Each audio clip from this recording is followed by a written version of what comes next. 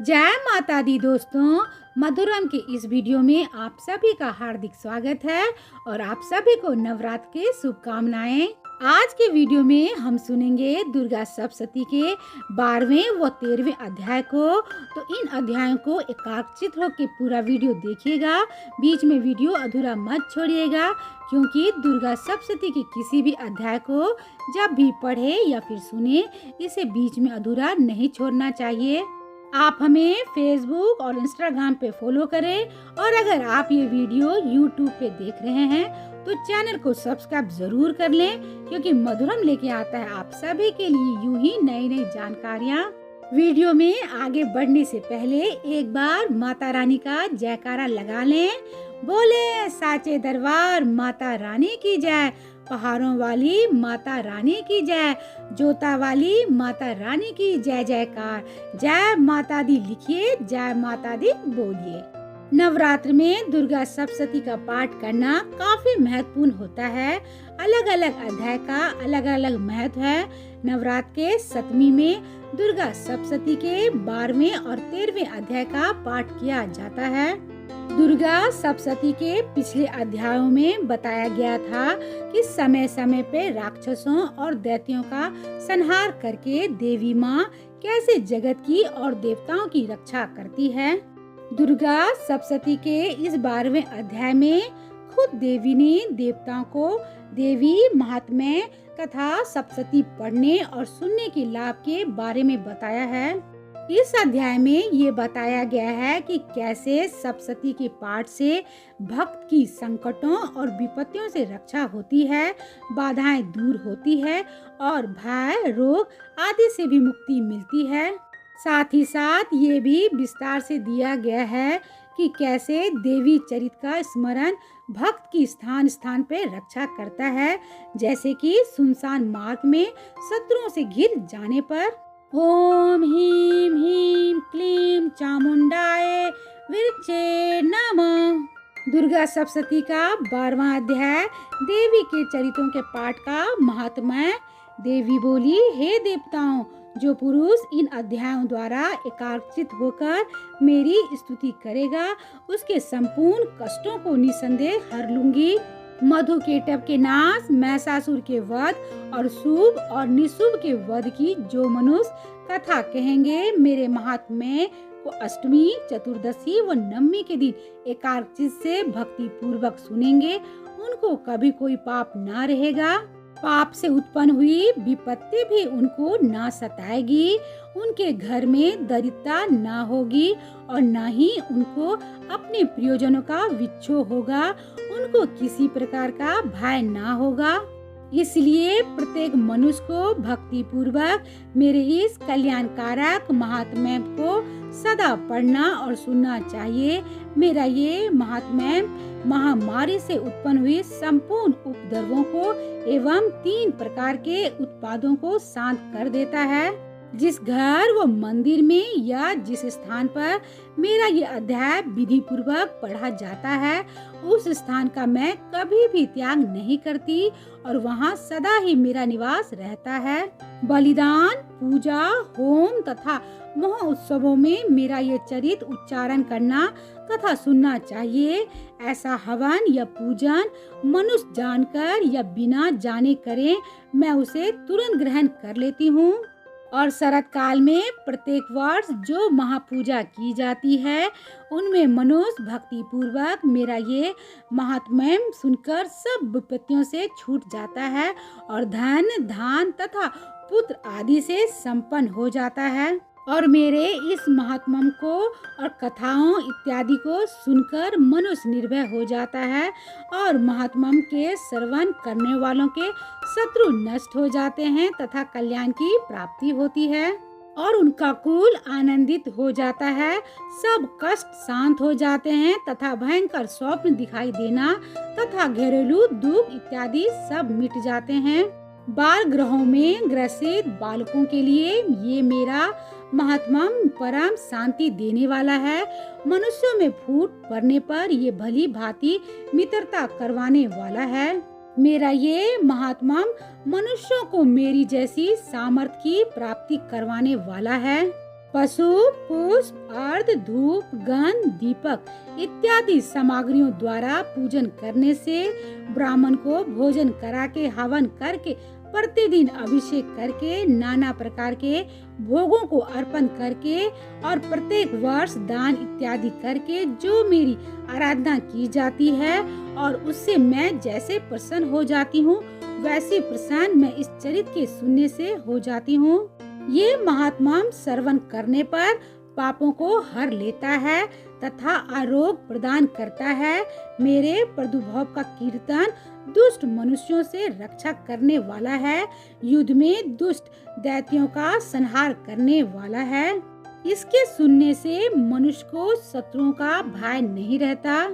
हे देवताओं, तुमने जो मेरी स्तुति की है अथवा ब्रह्मा जी ने जो मेरी स्तुति की है, वो मनुष्यों को कल्याणमयी बुद्धि प्रदान करने वाली है। वन में, सुनसान मार्ग में अथवा दावा नल से घिर जाने पर, वन में चोरों से घिरा हुआ या शत्रुओं द्वारा पकड़ा हुआ, जंगल में सिंहों से, बाघों से या जंगली हाथियों द्वारा पीछा किया हुआ, राजा के क्रोध हो जाने पर, मारे जाने के भय से, समुद्र में नाव के डगमगाने पर, भयंकर युद्ध में फंसा होने पर, किसी भी प्रकार की पीड़ा से पीड़ित, घोर विपदाओं से दुखी हुआ मनुष्य मेरे इस चरित्र को स्मरण करने से संकट से मुक्त हो जाता है। मेरे प्रभाव से सिंह, चोर या शत्रु इत्यादि दूर भाग जाते हैं और पास नहीं आते। महर्षि ने कहा, प्रचंड पराक्रम वाली भगवती चंडिका यूं कहने के पश्चात सब देवताओं के देखते ही देखते अर्थ ध्यान हो गई और संपूर्ण देवता अपने शत्रुओं के मारे जाने पर पहले की तरह यक्ष भाग का उपभोग करने लगे और उनको अपने अधिकार फिर से प्राप्त हो गए तथा युद्ध में देवताओं के शत्रुओं शुभ और निशुभ के देवी के हाथों मारे जाने पर बाकी बचे हुए राक्षस पाताल को चले गए। हे राजन, इस प्रकार भगवती अंबिका नित्य होते हुए भी बार बार प्रकट होकर इस जगत का पालन करती है, इसको मोहित करती है, जन्म देती है और प्रार्थना करने पर समृद्धि प्रदान करती है। हे राजन, भगवती ही महाप्रलय के समय महामारी का रूप धारण करती है और वही संपूर्ण ब्रह्मांड में व्याप्त है और वही भगवती समय समय पर महाकाली तथा महामारी का रूप बनाती है और स्वयं अजन्मा होते हुए भी सृष्टि के रूप में प्रकट होती है। वो सनातनी देवी प्राणियों का पालन करती है और वही मनुष्य के अभ्युदय के समय भी घर में लक्ष्मी का रूप बनाकर स्थित हो जाती है तथा अभाव के समय दरिद्रता बनकर विनाश का कारण बन जाती है। पुष्प, धूप और गंध आदि से पूजन करके उसकी स्तुति करने से वो धन एवं पुत्र देती है और धर्म में शुभ बुद्धि प्रदान करती है। यहाँ दुर्गा सप्तशती का 12वां अध्याय समाप्त होता है। अब हम 13वें अध्याय में सुनेंगे राजा सूरत और वैश्वो देवी का वरदान। दुर्गा सप्तशती का 13वां अध्याय, राजा सूरत और वैश्वो देवी का वरदान। महर्षि मेधा ने कहा, हे राजन, इस प्रकार देवी के उत्तम महात्मा का वर्णन मैंने तुमको सुनाया। जगत को धारण करने वाली इस देवी का ऐसा ही प्रभाव है। वही देवी ज्ञान को देने वाली है और भगवान विष्णु की इस माया के प्रभाव से तुम और ये वैश्य तथा अन्य विवेकी जन मोहित होते हैं और भविष्य में मोहित होंगे। हे राजन, तुम इसी परमेश्वरी के शरण में जाओ। यही भगवती आराधना करने पर मनुष्य को भोग, स्वर्ग तथा मोक्ष प्रदान करती है। मार्कंडेय जी ने कहा, महर्षि मेधा की ये बात सुनकर राजा सूरत ने उन उग्र व्रत वाले ऋषि को प्रणाम किया और राज के छीन जाने के कारण उसके मन में अत्यधिक गलानी हुई और वो राजा तथा वैश्य तपस्या के लिए वन को चले गए और नदी के किनारे तट पर आसन लगाकर भगवती के दर्शनों के लिए तपस्या करने लगे। दोनों ने नदी के तट पर देवी की मूर्ति बनाई और पुष्प, धूप, दीप तथा हवन द्वारा उनका पूजन करने लगे। पहले उन्होंने आहार को कम कर दिया, फिर बिल्कुल निराहार रहकर भगवती में मन लगाकर एकाग्रचित पूर्वक उनकी आराधना करने लगे। वो दोनों अपने शरीर के रक्त से देवी को बलि देते हुए 3 वर्ष तक लगातार भगवती की आराधना करते रहे। 3 वर्ष के पश्चात जगत का पालन करने वाली चंडिका ने उनको प्रत्यक्ष दर्शन देके कहा।